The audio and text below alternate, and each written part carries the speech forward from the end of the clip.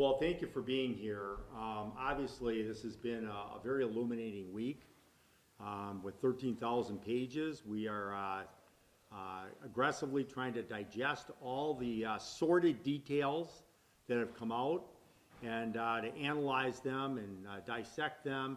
And our members of our Judiciary Committee in particular have spent a lot of time on this. They take their responsibilities very seriously, as we all should.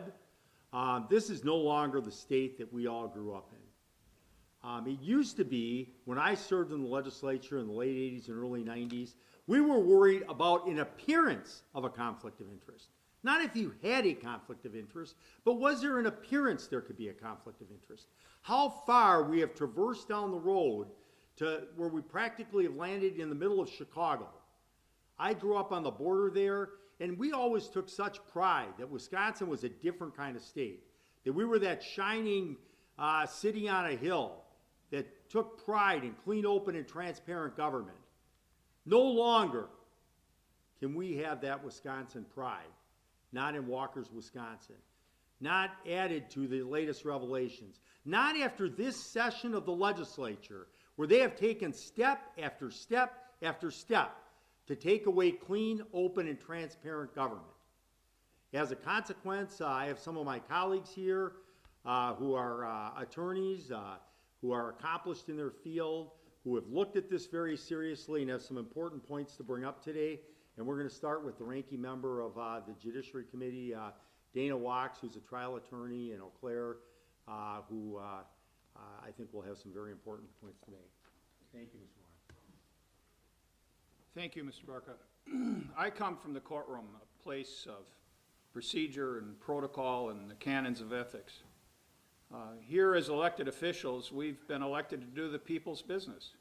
We were elected to enact their policies for their benefit. In essence, we have a fiduciary duty to the people of the state of Wisconsin. In the last few days, we've become aware of an apparent breach of this fiduciary duty by certain Republican elected officials. The conduct disclosed in the recent Guardian article is disgraceful.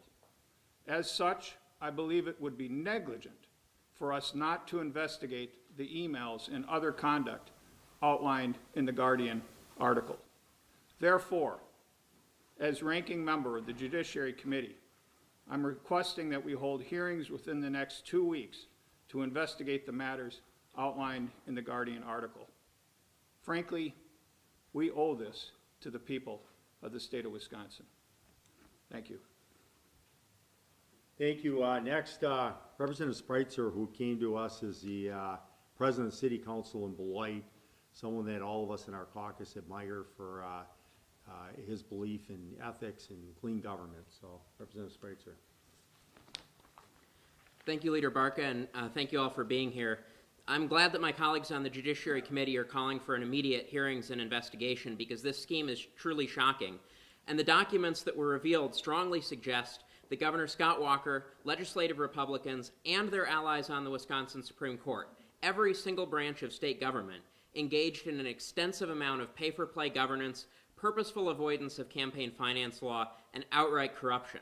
It appears, and I want to make this absolutely clear as how this links together, it appears that Republican operatives and Governor Walker illegally raised and laundered massive corporate contributions in violation of the campaign finance laws that were on the books at the time. Governor Walker and his allies then funneled money through back channels to protect Supreme Court justices who paid him back by declaring those same campaign finance laws unenforceable so that no one could be prosecuted. And legislative Republicans who also benefited from secret money that Governor Walker solicited then took the final step of further gutting the very campaign finance laws that Governor Walker appears to have violated and of exempting politicians from investigation for political corruption. Governor Walker, legislative Republicans, and the Supreme Court justices all benefited from massive secret corporate spending and then changed the rules to make sure that they and their donors couldn't be prosecuted. And most appallingly, it appears that these donors got what they paid for at the expense of Wisconsin residents, including vulnerable children, as my colleague Representative Taylor will talk about shortly. Campaign finance laws require disclosure to give Wisconsin voters some confidence that if money is trading hands between politicians and special interests, at least they will know who is contributing and how much and be able to hold their elected officials accountable. And without that disclosure, we now have a perfect real-life example of how legislative Republicans and Governor Walker will absolutely give in to pressure from wealthy interests like lead paint companies who don't have the best interests of Wisconsin families at heart. Just how pervasive is the influence of corporate dollars in all three branches of Wisconsin government? Is every decision of Republican legislature and the Wisconsin Supreme Court simply because Scott Walker asked? The Judiciary Committee must get it to the bottom of these important questions. Thank you. Thank you. Next, Representative Kessler, who, of course, was a distinguished judge in Milwaukee County, and who brings just an extensive experience and background going back to his service in the legislature back in the late 60s. Judge Kessler. I want to second what Representative Barca said. When I came into politics in 1961 as a state legislator, this state had the reputation for being an honest government. I also served as a judge for 11 years in the circuit court in Milwaukee County.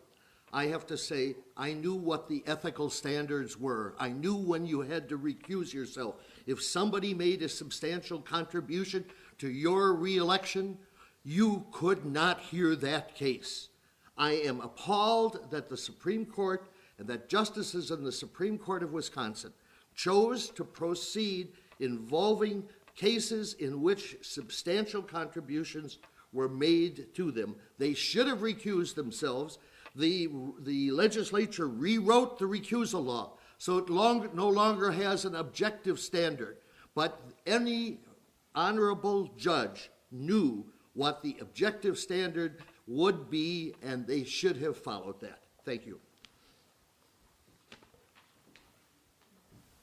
Thank you. Next, Representative Chris Taylor, who is an attorney herself, who practiced in private practice as well as worked in many leading organizations. When she first came to the legislature, the first thing she asked me is, I really want to serve on committees that deal with children and families. I think Wisconsin's at risk. I think we have to take these issues seriously, and she has been working extremely diligently and hard on this lead paint issue. Representative Taylor. Well, thank you, and thank you all for being here. So why should the public be so concerned and alarmed about what's going on? Well, they should be, because it looks like corporations that gave big fat checks got big fat favors from the Walker administration and from legislatures. One corporate lead producer of the lead used in paint donated $750,000 in close proximity to legislation granting corporate immunity from lawsuits brought by lead-contaminated individuals, including hundreds of children who were suffering from lead contamination, including one little girl who had 10 times the amount of lead poisoning above federal standards. This was enlightening to me because I've been working for many months, most this year, to try to get the Walker administration to change their unlawful lead poisoning standards, which are significantly out of compliance with federal law. We even have a state statute that directs the Department of Health Services to adopt rules on lead poisoning that reflect the federal standards.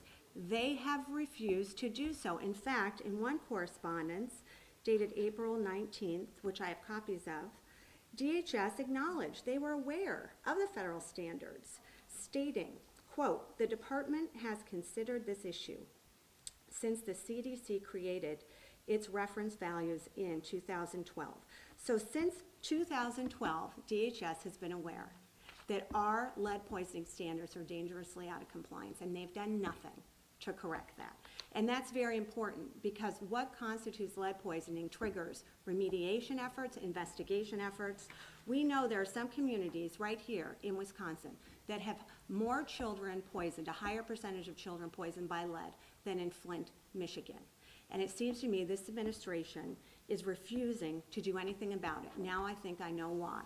And it is totally alarming, and it needs investigation, and that's why it's so important that the Judiciary Committee conduct a thorough investigation of these allegations that have come out this week. Thank you. Let me just end by saying Representative Hebel is also here. He and I have worked together on constitutional amendments to try to protect open meetings, open records, and to try to ensure that we have transparency here in Wisconsin. And proud member of the Judiciary Committee, I appreciate him being here. With that, we'd be happy to answer any questions that you have.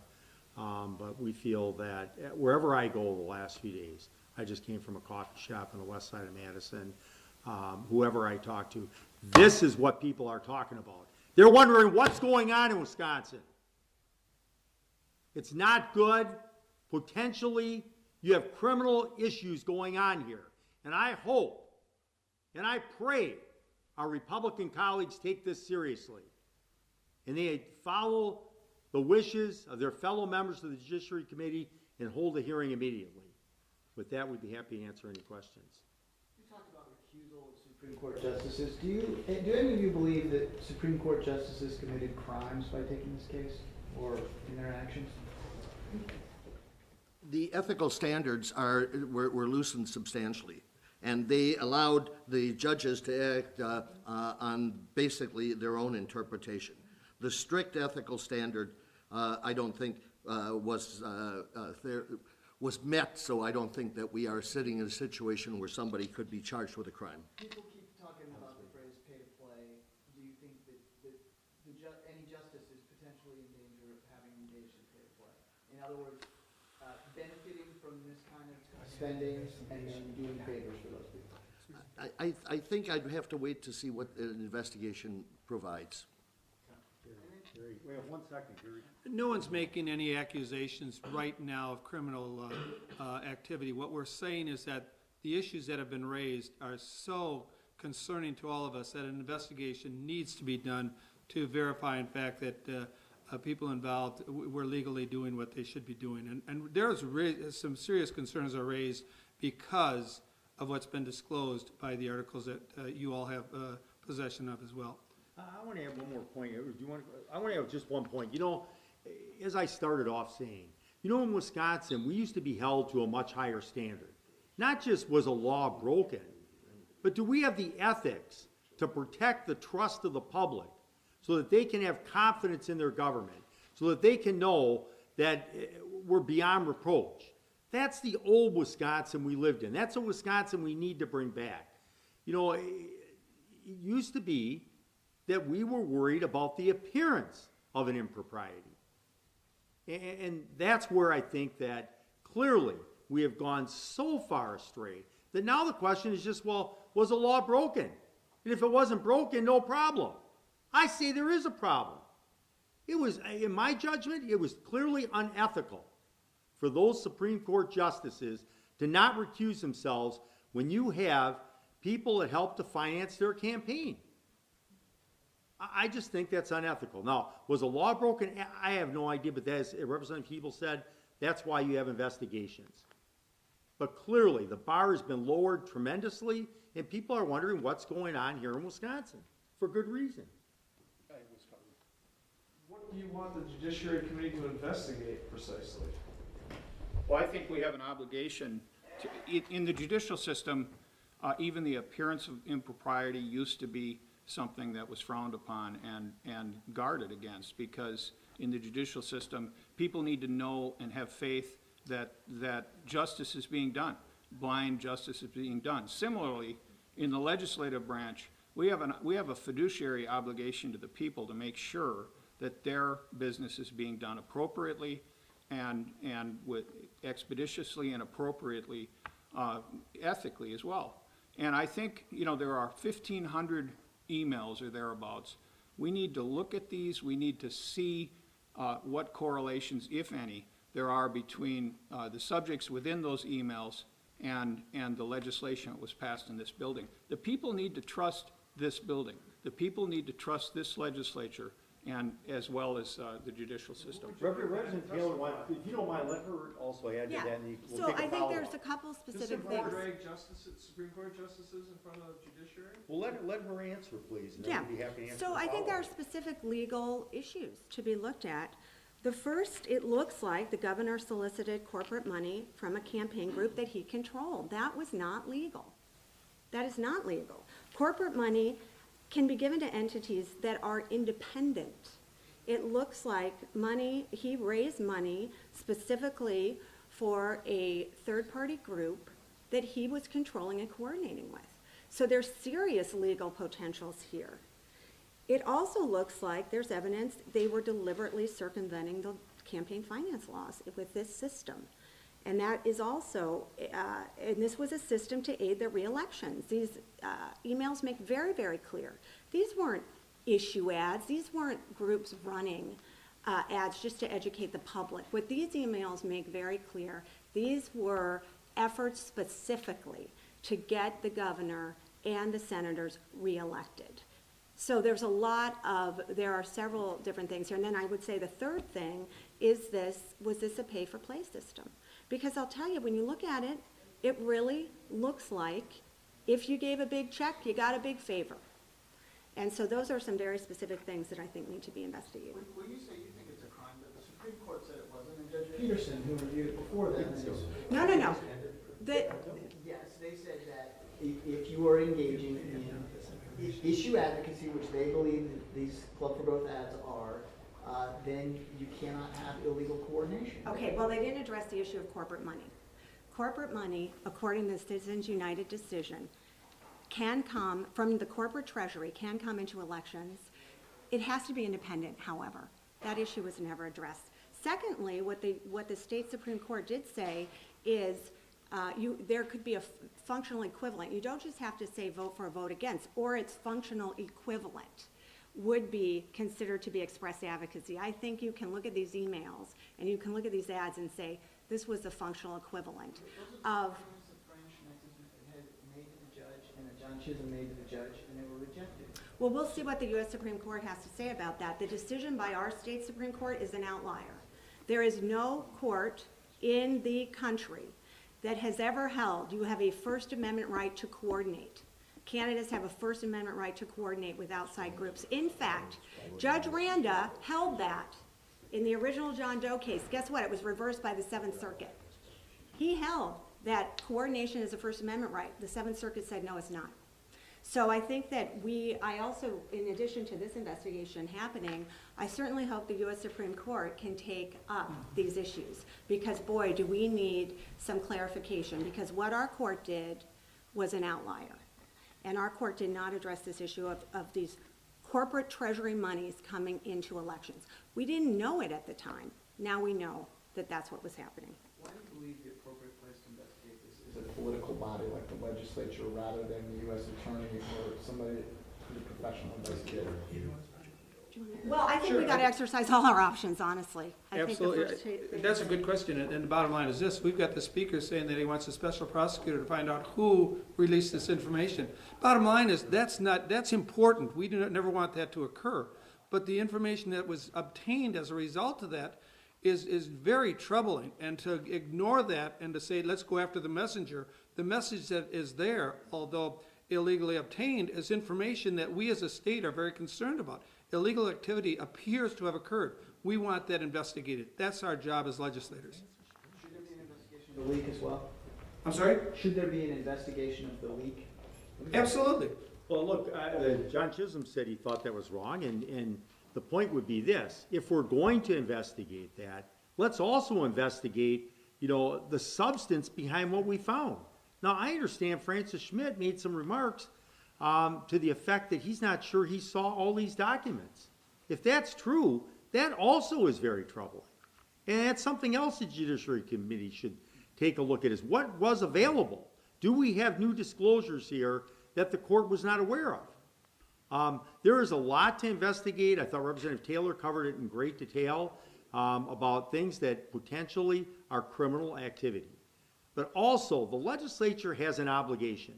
We take an oath of office, and the public is counting on us to uphold the legal and ethical standards that are part of the fabric of this state.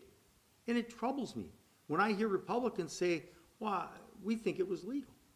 Well, we'll find out, first of all, because I'm not so sure. I have serious questions whether or not it was legal and whether or not there is corruption in light of all of this new material that's been released that we're still digesting. But clearly, This is not the same Wisconsin where people are worried about an appearance of impropriety or an appearance of ethical conduct, and that should trouble every Wisconsinite. Thank you very much. Appreciate it. I think there's one other thing that, in response to that question. The legislature killed the John Doe investigative thing. We don't have that anymore. Unless the Supreme Court reverses that, we are not in a situation where there's another body that can investigate. And so, yes, there's an obligation for us to investigate. Thank you very much. Be happy to answer any further questions at a later point. Thank you.